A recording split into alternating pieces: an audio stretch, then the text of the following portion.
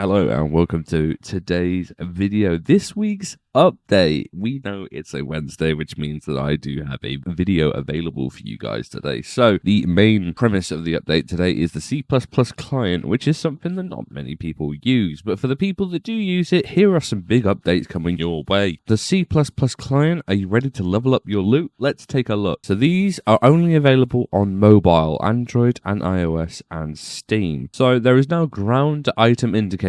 Now, anybody that's been using RuneLite since the beginning of time would know that they've already had ground item indicators, but for the people that are playing on mobile and Steam, they now have this, which is really cool. Keep your eyes on the prize with ground item indicators. This handy feature makes it easier to identify what's on the floor, whether that's random items scattered across Gillinor or some shiny new loot. You can find this feature on the sidebar. Make sure you enable it by the pop-out settings. By default, indicators show the item's name and its ground exchange value, but there's a plethora of options available to customize your experience. This is basically what you'll be able to do and change. So basically, it looks exactly like the one that we would have on RuneLite, which is good because it means that Jagex is at least looking and seeing what works and what doesn't work. So as you can see here, there is different tiers, and you can dictate sort of the price at which these tiers go into. And obviously, if you see a purple there, you're going to be gassed because you've just got over 10 mil. You'll be able to customize up to 5 tiers of loot, arranged by value, filter out stuff under a certain value, and change the color of highlight and more. Aside from making everything pretty, you'll be able to change between the grand exchange and the alchemy value of each item indicated when an item is about to despawn, and then show when an item is visible to other players around you. It's designed to help you keep on top of your precious loot.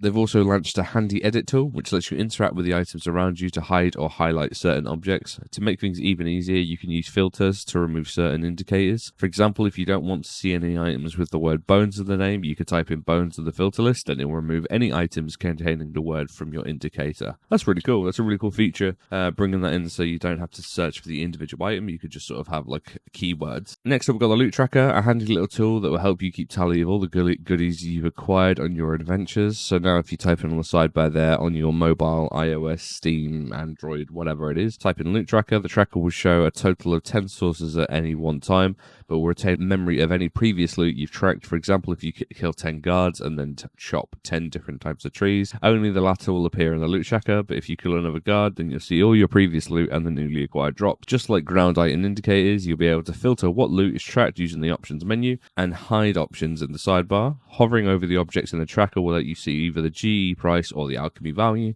and you can expand or minimize the individual tabs or clear them by right-clicking and closing them. So this is basically a quick look at the loot tracker there. Again, it is very, very similar to what we have on RuneLite, so it's really impressive that they are looking into this and sort of looking into the plugins they have over there, see what they can introduce into the main game of the C++. So on the left, you've got GE prices, some tabs expanded and some are ignored, objects are shown. On the right, alchemy prices, all tabs minimized, ignored, and objects not shown. The wonders of technology. So there are a couple of smaller updates as well. Recently, I've seen on Reddit somebody said that they really wished if there was a master volume because they like having all the game sounds on, but don't like having to set them all perfectly. So now Jagex has released or the Oldschool team have now released a master volume slider as well for every sound in the game, or mute them all with just in time for your next Zoom call. Are they implying that we're working from home but not working? That's crazy. And meanwhile, for those who use the Steam version of C++ client, will now be able to access some slick anti-aliasing features that will make your experience smoother than ever. So now they've got MSA plus 16, which is really good. Makes the game look crisp.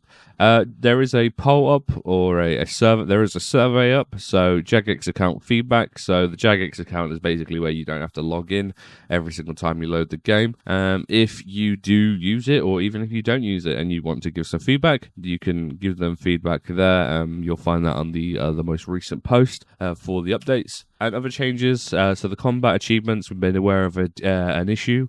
With last week's update to the combat achievements, we were made aware of an issue where Gommel's Hill 1 could be used at barrows to negate the player drain effect, as we'd intended for this benefit to only be made available from medium tier and above rewards. We fixed the bug. You'll need Gommel Hill 2 or above to access this benefit. As for this week's other changes, expanded activity high score from minimum KC of 15 to a minimum KC of 10. Players in the 10 to 15 range should find their scores are added gradually after some gaming sessions. This change is part of a long-term project to expand the high scores, which were undertaken in small steps to reduce the load on the system. Updated the observatory assistance animation to stop it from freezing. Added a more convenient chat option to restart the target minigame in the Ranging Guild.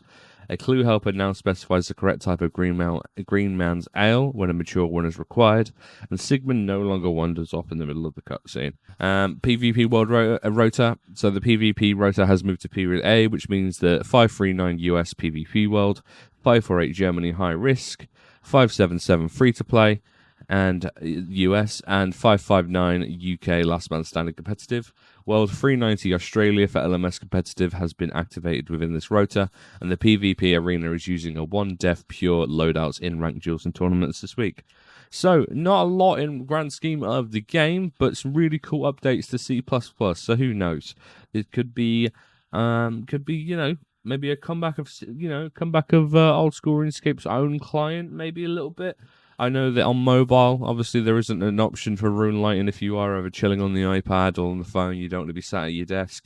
It is a little bit nice to still have some of those creature comforts that we call plugins.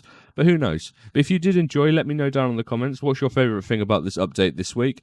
And it's been here, guys. Oh, and by the way, this is the amount of people that are subscribed compared to not subscribed. Guys, please help me. We're trying to hit 500 by the end of the year. All right, take care.